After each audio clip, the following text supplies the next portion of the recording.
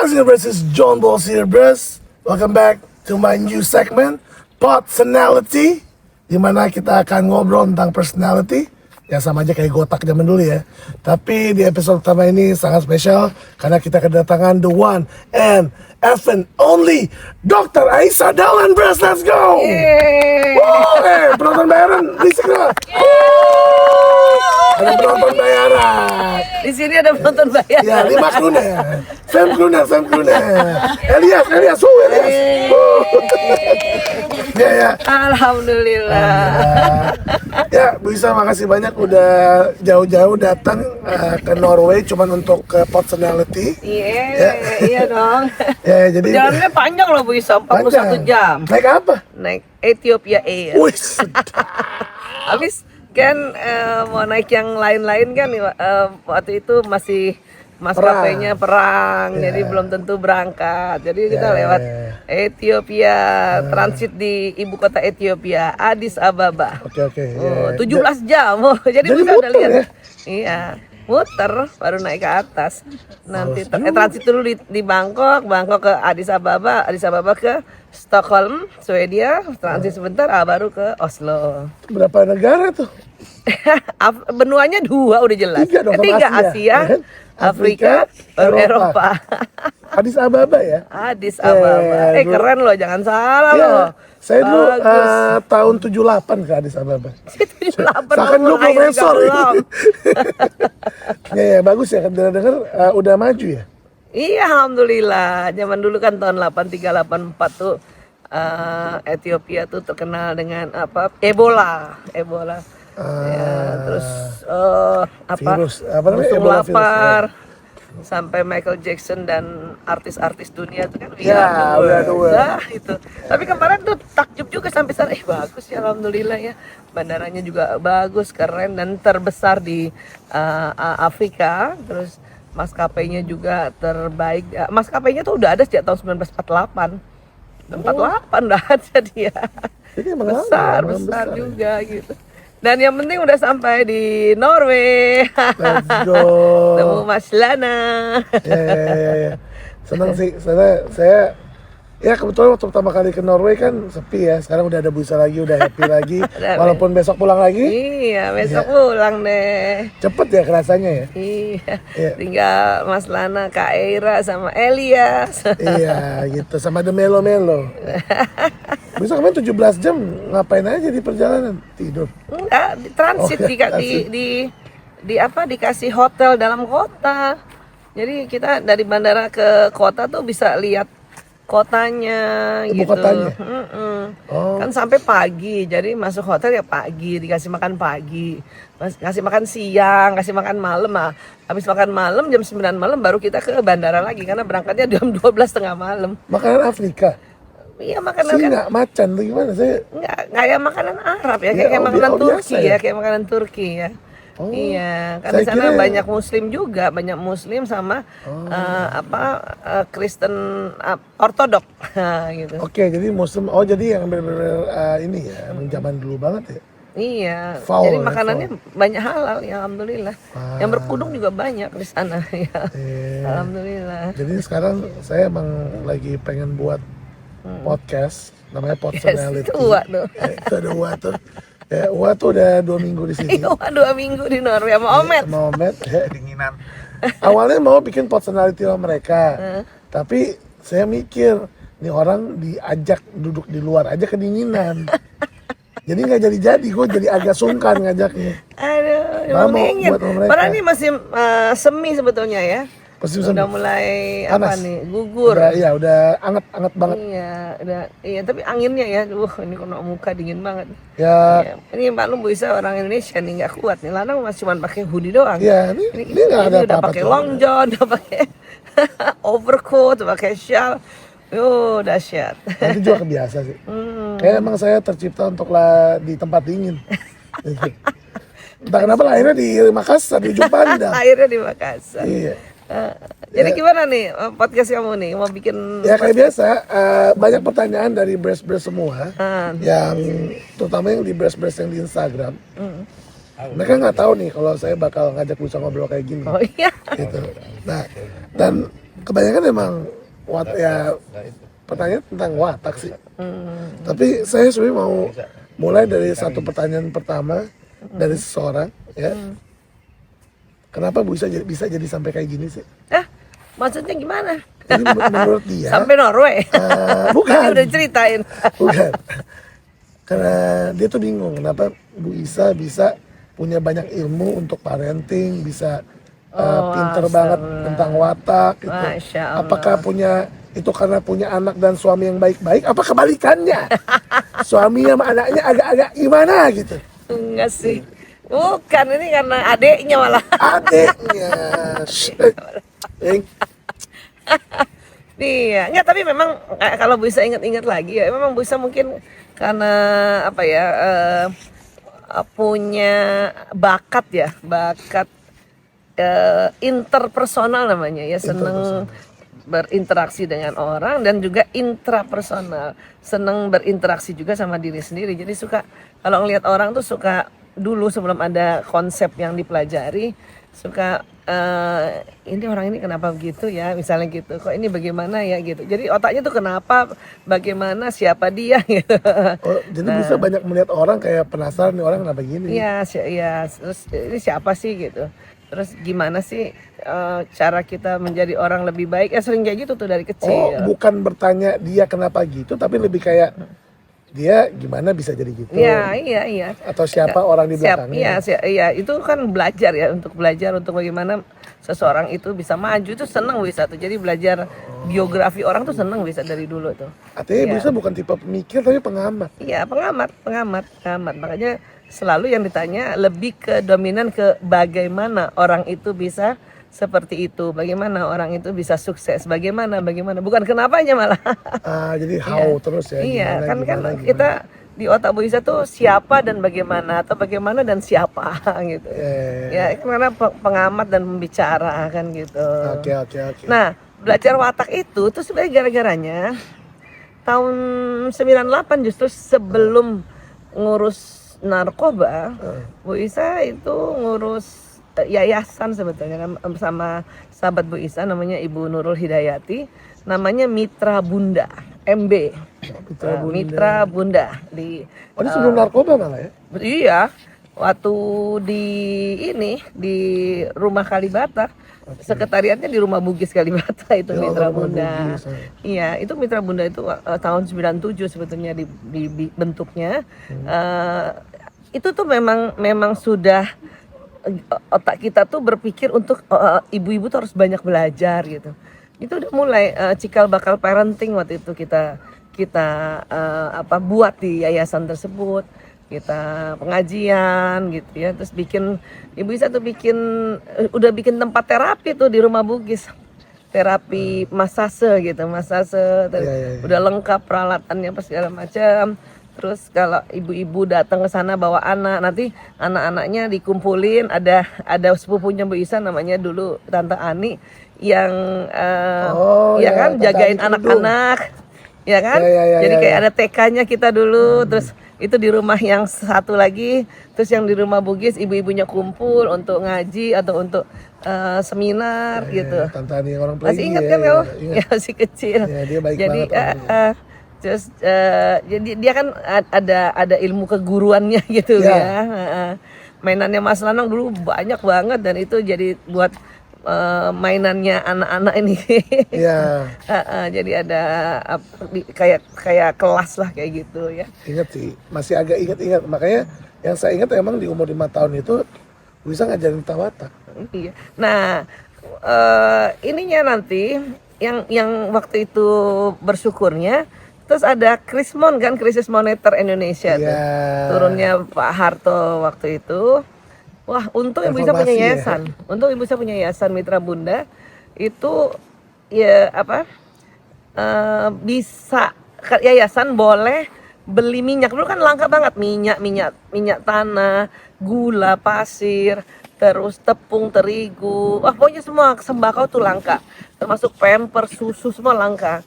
Nah, cuman karena Bu Isa punya yayasan, Bu Isa boleh beli ke ke apa tempat-tempat yang memang di sana ada minyak gitu, minyak gula. Belinya tuh Beli murah artinya. iya, curah memang.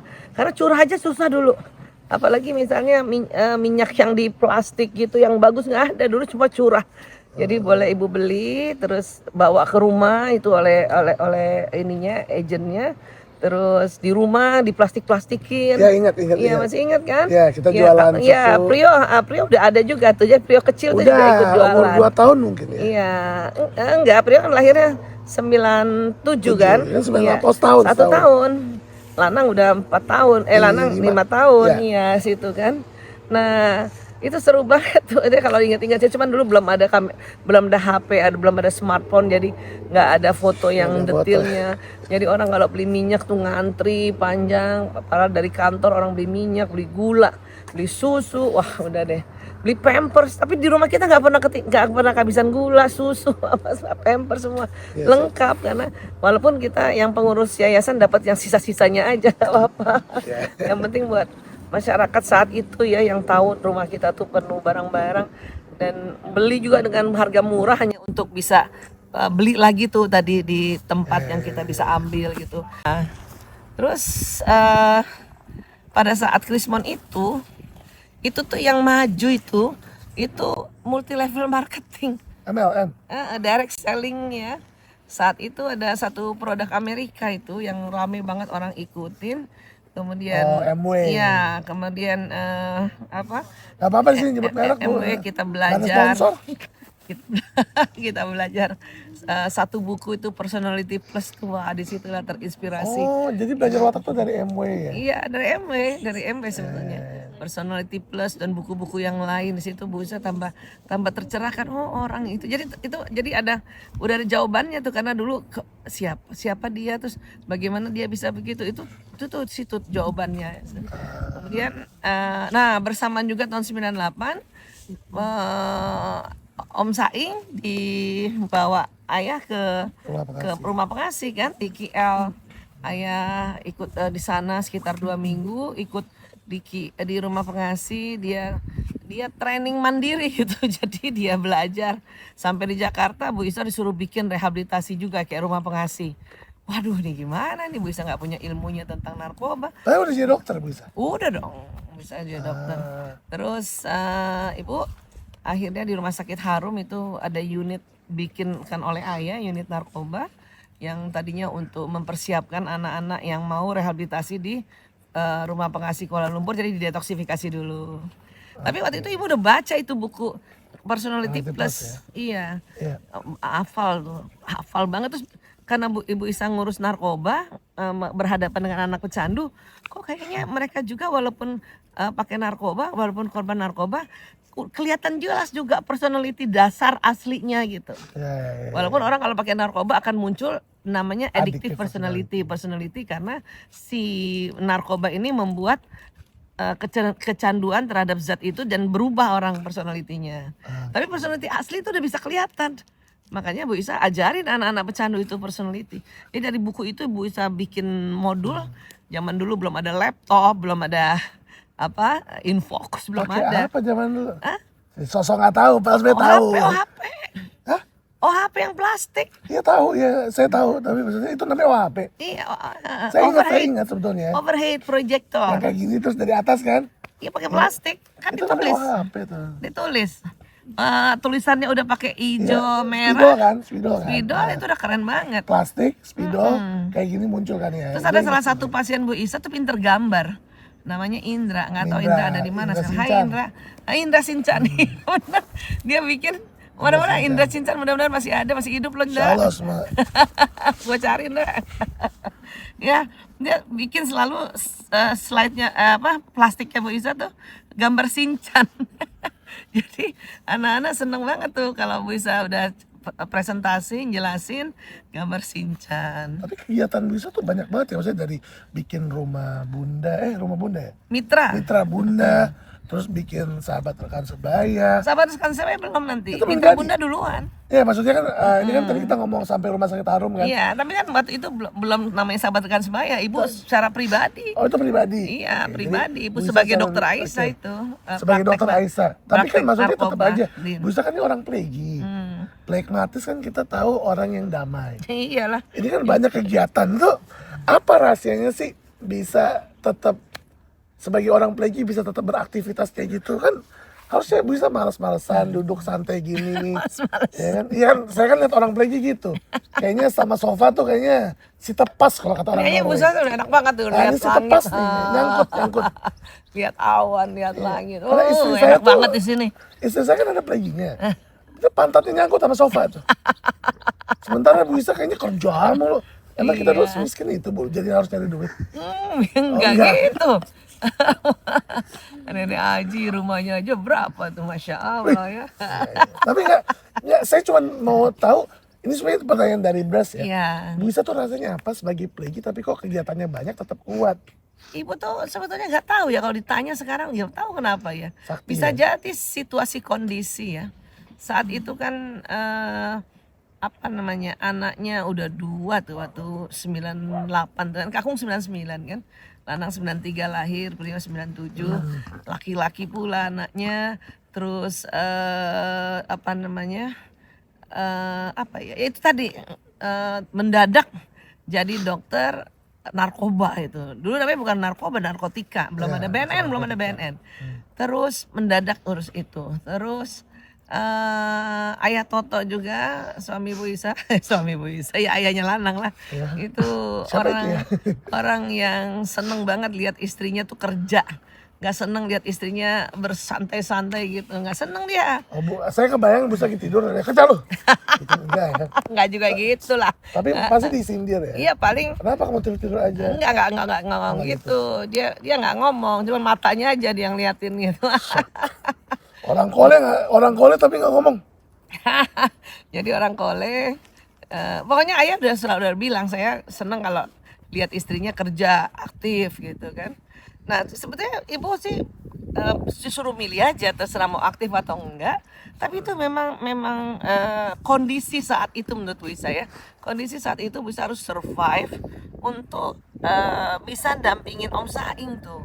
Untuk bisa ya, karena kacau, Om Saing udah kacau saat itu, rumah kita, keluarga kita juga udah kacau saat itu, banyak barang-barang hilang, pokoknya banyak utang-utang dan sebagainya. Jadi harus survive. Jadi menurut Bu Isa itu situasi kondisi yang membuat Bu Isa harus melakukan sesuatu, ditambah lagi ayah tipe yang juga seneng ngatur kan. Iya, seneng ngatur. Tapi di sisi lain juga Bu Isa memang menyenangi ilmu parenting sejak dulu, karena memang punya anak laki-laki, belajar dulu ada buku yang Bu Isa sering baca tentang bagaimana ngurus anak-anak, bagaimana anak-anak dikasih reward system gitu. Jadi di rumah tuh ada karton-karton, kalau Lanang sholat Iya, dicontreng, dicek list, dikasih stiker. Zaman dulu kan gitu tuh. Ya itu pinter sih. Ah. Ya, itu ngelatih awalnya. Iya, terus pokoknya rumah tuh udah kayak TK juga zaman dulu. Ya, warna-warni. Karena nggak ada ruang tamu, los semuanya, pada lemarinya lemari mainan, sampai guru-gurunya Lanang sama Prio tuh, guru-guru TK-nya datang ke rumah kita kan, inget tuh Bu Ani sama yang lain-lainnya, itu kaget, ya Allah Bu Isa rumahnya kayak TK. Ya iya, memang Bu Isa seneng ngurus anak-anak.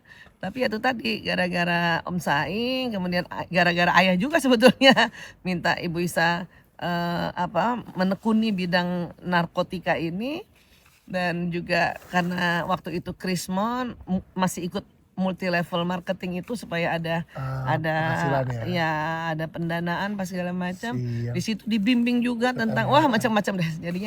Jadinya akhirnya Bu Isa bikin modul sendiri khusus untuk pecandu narkoba tentang personality dulu kayak gitu.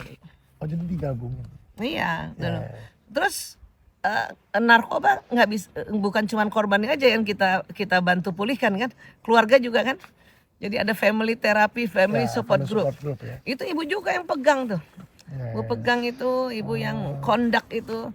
Ya, dulu nggak ada yang berani pegang orang tua, jadi Bu Isa yang pegang. Nah, mulainya dari pengenalan watak anak, pengenalan watak diri. Mulai di situ terus dari berkembang ibu punya modul.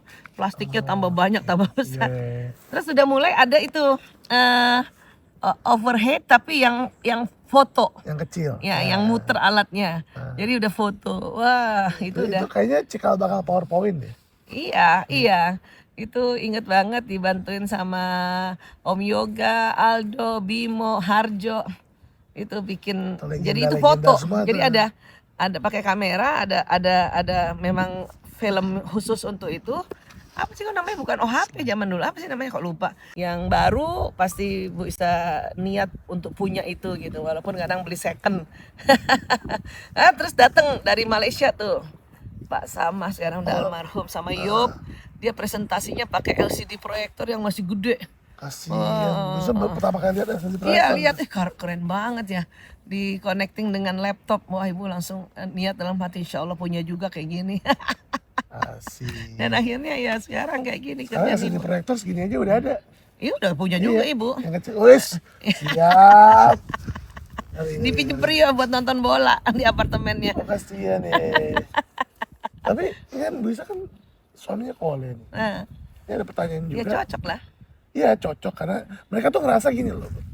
Oh, enak aja dokter Aisyah karena udah tahu watak jadi sama suaminya rukun. Tapi kan bisa nikah 92, tahu watak 98. Iya, lumayan Itu- lama 6 tahun jadi nggak tahu apa-apa. 6 tahun kan sama aja kayak mereka yang belum belajar kan. Iya, sama banget. Apa sih pertama kali di dalam pikiran Bu Isa ngelihat orang Kole, disuruh orang Kole, ini kok orang nyuruh mulu gitu. Oh iya itu, nyuruh melulu. Ya dalam hati gitu tuh, nyuruh melulu. Emang gua apaan? Gitu kan. Kerasa kayak pembantu gitu. Iya, ini saya ini istri apa ininya apa itu bukan membantu, ibu bilang orang staf pekerjanya gitu nyuruh. Oh iya karena di Iya, zaman dulu kan ayah kolerisnya masih kental banget. Kalau ngomong tuh begini tangannya, nanti kamu gini. Ya tapi ini masuk inner child saya sih. ini masuk inner child. Tak iyo. Udah, ayah nggak suka. Ada Itu inner child. Ini kalau inget-inget zaman dulu seru ya.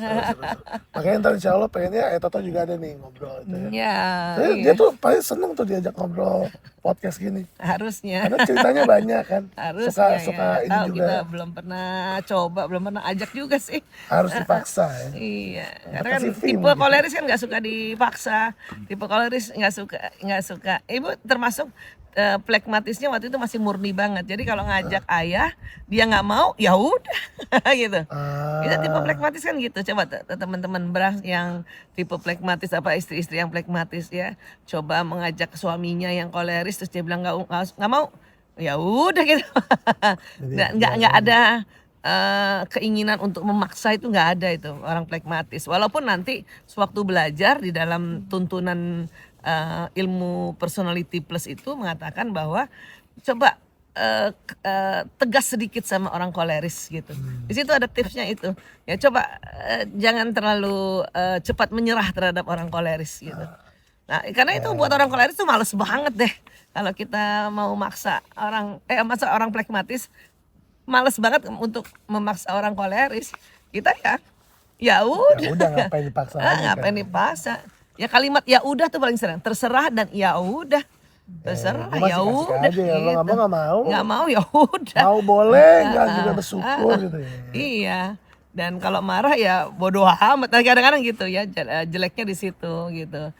Ya, cuman ya setelah belajar dan Ayah Toto juga bisa sampaikan, ini ada konsep namanya watak personality.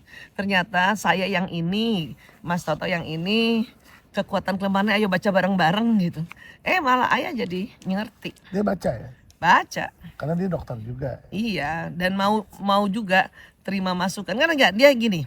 Kan ayah suruh Ibu Isa ngurus narkoba, tapi ayah juga waktu itu masih aktif di Litbang Depkes di penyakit malaria kan.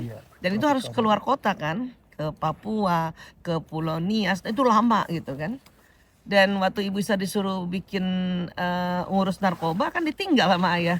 nggak ada bukunya tentang waktu itu narkoba, belum ada Google, belum ada apalagi ChatGPT boro-boro.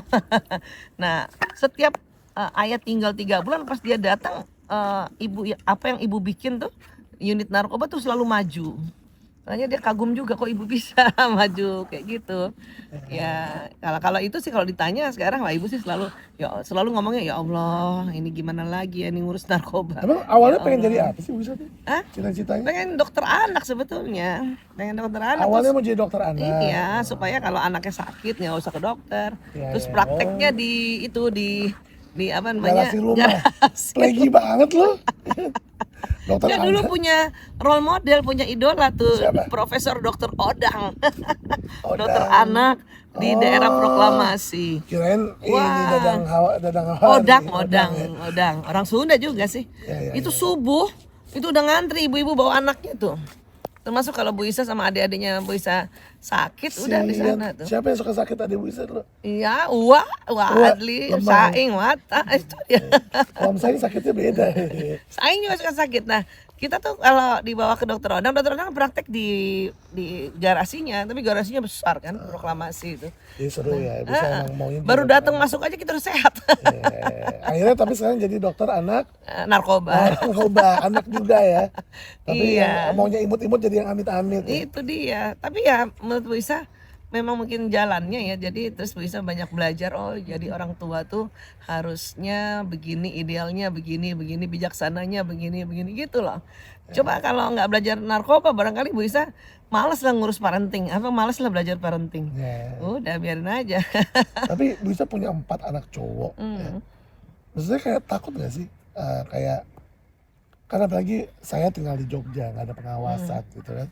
Waktu itu Waktu kuliah. Iya waktu kuliah. Takut gak sih misalnya kayak ini anak saya ada yang pakai narkoba kayak ada yang minum. Pasti punya feeling gitu gak? Apa kayak iya. pasrah aja kayak ya udahlah. Insya Allah saya doa dan mereka bisa Ya itu aja itu tuh. Itu ibu pegangannya itu. Habis gimana ya? Setiap hari lihat anak bermasalah terus kemudian orang tua pasti banyak nggak tahu, ibu juga barangkali ibu nggak tahu anaknya ngapain kan nggak bisa lihat memang. Nah cuman karena ibu sekolah di Al Azhar ya SMP SMA itu dan waktu mahasiswa juga rajin ikut organisasi Islam itu bahwa berdoa terus sama Allah minta pertolongan itu udah melekat sebetulnya itu tuh yang menyelamatkan ibu juga tuh ya. Oh bisa lu suka berorganisasi ya? Iya. Kayak lagu Aisyah Adinda kita ya? Hah? Aisyah Adinda pandai mengarang dan organisasi. Pandai ngarang nggak? 1 Muharram 14 Masih ingat lagunya ya? Tapi bisa pandai memakai organisasi. jilbab. Oh iya itu juga. Tapi pandai ngarang nggak? Mari mengarang lah ibu. Masih ada ya. Kayaknya saya bakat mengarangnya dari beliau nih. Ada dikit gitu. Jadi emang karena Bu Isa banyak belajar agama juga. Jadi ya selain kaulah ya. Maksudnya Iya. Oh, banget itu. Oh yang bikin ibu juga banyak baca buku Islam itu karena udah berhijab waktu kelas 2 SMA. Iya, yang ngajarin ya Bu Nurul, teman Bu Isa itu 2 SMA terus baca banyak banget kan di Al Azhar, di Masjid Al Azhar, Masjid Agung Al Azhar banyak buku tuh. Dari SMA aja ibu udah baca perempuan itu bagaimana, kemudian kalau berumah tangga itu baca banget itu, sirah Nabi baca banget itu. Sampai nikah baca buku itu penting banget ternyata, ilmu itu penting untuk masuk di otak. Suka baca ya? Suka baca ya, zaman dulu kan baca ya. Kalau sekarang pun kalau misalnya gadget ibu juga suka nonton YouTube, tapi YouTube tentang pelajaran-pelajaran yang seperti itu, pelajaran kehidupan, pernikahan, manusia itu kayak apa, hidup sesudah mati udah kayak apa.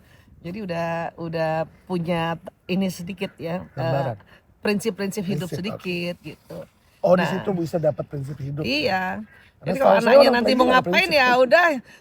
Oh iya, ibu juga bersyukur belajar otak pria wanita. Oke. Itu yang benar-benar deh ibu. Tambah lagi bersyukurnya. Tahu anak laki-laki senang main, anak laki-laki pecicilan, loncat sana loncat sini. Banyak nih mereka nih. Tapi terus pada protes. terus tapi jangan salah, anak laki idenya banyak, imajinasinya banyak. Jadi ibu untung banget dikasih ilmu oleh Allah tentang otak pria wanita. Seneng banget itu ibu. Dan itu seperti biasa, ibu suka bikin modul, terus bikin slide lagi, ibu presentasikan lagi. Nah udah itulah mulailah orang juga pelan-pelan mulai belajar juga tentang otak pria wanita. Jadi Benar. ya, dan gara-gara itu juga ibu jadi ngerti ayah gitu, tambah paham tentang ayah. Nah, ya, kalau nggak Iya. ngerti Oh gitu kalau sih, nggak belajar kan tonjok deh. ya sih, bisa stroke kali ya. Hah? Bisa stroke. Tapi ya saya ngerasain sih, karena kan akhirnya kan ada plagging juga, walaupun melo kan, melo plagging. Emang kalau dia lagi duduk-duduk gitu, sebenarnya saya nggak protes, tapi kayak kenapa ya dia duduk mulu ya. Jadi biasanya kan mereka yang bertanya kan.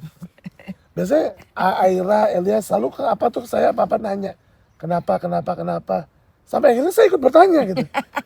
Makanya saya bikin lagu kenapa orang melo selalu bertanya, dan akhirnya saya pun ikut bertanya gitu. Kenapa mereka bertanya? Jadi saya bertanya gitu ya. Iya terpengaruh. Nah, ini Ya soalnya koleris juga pemikir, cuman pemikir cepat. oke. Iya, melankolis pemikir detail, koleris pemikir cepat, Oke. flegmatis pemikir damai. Makanya orang play segmen itu nggak punya otak kali ya. Enggak juga. Nggak ada sisi Ya mikirnya. pemikir damai dan pemikir senang. Oh semuanya itu punya otak. Iya dong, artinya. semuanya Nggak, pemikir. saya kira Ada kan karena bisa pemikir. bilang yang ada pemikir cuma Milo sama Gole kan. Enggak dong. Nanti Om Saing tuh segmen play wah nggak ada otak. Enggak, Bisa juga deh. pemikir cepat. Pemikir cepat dan pemikir damai gitu. Kalau koleris pemikir cepat. Kalau sanguinis pemikir senang. Oke. Ya, Kalau dia mikirin Melangkos sesuatu yang pemikir senang-senang dalam. aja. Sama dia mikirin yang damai-damai aja. Jadi semua orang itu emang bisa berpikir kan, tapi dengan hasratnya masing-masing. Iya, benar. Itu kan harus dikaitkan dengan itu gitu. Oke, ini pertanyaan terakhir Bu, mungkin pertanyaan yang dari saya pribadi, karena tadi udah dari beras semua. Heeh. Apa sih yang Bu Isa sekarang harapin dari hidup Bu Isa? Wah, masih banyak. Masih banyak ya? Ya. Masih banyak ya. Tentunya Ibu berharap masih bisa bermanfaat. Nasihat-nasihat Ibu masih bisa dibagi ke banyak orang gitu ya. Karena pengalaman Ibu juga banyak. Pengalaman tentang suami, pengalaman tentang anak-anak. Ya, anak Ibu kan 5, 4 laki, 1 perempuan. Dengan watak yang berbagai macam watak. Itu kan pengalaman tuh. Pengalaman secara empirik yang jelas kita alami, pengalaman anak-anak bermasalah itu kan harus di-share. Dan ibu juga sekarang kuliah lagi S2 tuh saking kepengen pengalaman ibu itu ibu riset sendiri. Ya, oh akhirnya bisa bikin tesis tentang itu. Iya, ibu mau bikin tesis tentang itu. Oke. Nah, tapi kan bisa meneliti kalau memang kita masuk ke akademisi yang formal gitu. Ibu lagi menyusun tesis untuk hal-hal, banyak hal yang pengen ibu susun sebetulnya. Cuman ya udah, nanti pilih satu di antara yang lain-lain yang paling asik dan paling unik lah untuk diteliti gitu kan. Nah, terus itu juga ininya ibu ya, goal setting ibu. Terus juga masih harus lihat anak-anak sampai menikah semuanya, punya cucu gitu ya. Terus kalau bisa punya sekolah lagi. Kalau sekarang kan punya sekolah buat anak-anak pecandu narkoba, sekarang bener pengen punya sekolah ya. Itu tadi buat cucu, buat macam-macam deh. Ya, pokoknya masih banyak lah, karena sebetulnya kita tuh masih banyak yang bisa kita kerjakan ya. Ibu juga sudah berapa tahun ini jalan-jalan juga ke benua-benua lain untuk berbagi. Walaupun misalnya berbaginya tetap sama orang Indonesia, karena memang niatannya kayak gitu. Apalagi ibu punya niatan tuh mendampingi perempuan-perempuan Indonesia seluruh dunia. Ya, makanya ada yayasan lagi tuh. Wanita dan Kolbuku ya, Mak Ranti sebagai ketua di situ, teman-teman Memteku yang ada di situ. Ya, itu emang kalimat yang Bu Isa omongkan itu insya Allah terjadi gitu. Amin, insya Allah. Ini juga sebelum kesini habis tur safari parenting di Jerman ya. Jerman, alhamdulillah. Nah, pokoknya bisa insya Allah semuanya lancar. Amin ya Rabbal Tapi Alamin. Dr. Aisyah Dahlan sebagai orang yang damai dan periang, ada nggak pesan-pesan terakhir buat orang-orang damai dan periang, juga orang-orang playging segmen di luar sana yang selalu merasa mereka terlalu santai, akhirnya nggak punya pendirian dan lain-lain. Silakan satu kalimat terakhir buat mereka Bu, untuk semangatin mereka. Dr. Aisyah Dahlan. Ya bersyukur aja dulu kalau suaminya koleris. Karena gara-gara itulah dia bisa bikin kita orang yang pragmatis sanguinis bisa kayak gini. Kalau ibu saya kalau suaminya nggak koleris bisa jadi kita benar-benar santai, benar-benar tidak punya tujuan, karena orang pragmatis itu kan otaknya bagaimana, dan ada sanguinis itu siapa, untuk apa, dan kenapa, itu harus punya Pasangan ya. pasangan yang menentukan tujuan apa. Kalau misalnya kenapa, ya mungkin kalau di pasangan nggak ada kenapanya, ya mungkin oleh timnya atau teman kerjanya gitu ya. Dan bisa juga didampingin sama Bunda Amel, Tante Amel, koleris juga dia tuh. Ya. Gila Dia juga yang selalu ya.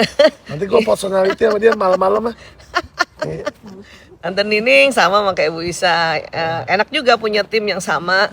Jadi ngerti cara kerjanya, Empati ya. ngerti cara kerjanya gitu, nggak apa dia punya apa duluan yang harus dilakukan itu ngerti. Jadi tim itu penting juga buat Bu Isa untuk apa teamwork ya. Teamwork itu harus sadar bahwa wataknya berbeda ya. Jadi teman-teman yang pragmatis pada umumnya yang punya pasangan koleris itu emang udah soulmate kita. Jangan diganti lagi, kecuali dia udah KDRT, narkoba atau perselingkuhan. Udahlah, kalau nggak tahan udah harus segera dimediasi dan untuk segera ditangani. Alright, oke semuanya tepuk tangan dulu buat Dokter Aisyah Dahlan. Thank you, Alias, Lanang, John Boss. Thank you Bu Isa udah di personality pertama ini. Thank you for watching bros semua. Kalau ada apa-apa coba komen aja dibuat Bu Isa, siapa tahu Bu Isa baca komen. Dan jangan lupa share ke teman-teman kalian. Ini pasti berguna banget ya. Udah saya jamin ini pasti berguna. Thank you for watching bros. Insyaallah. Ahmad Bros, let's go. Nah.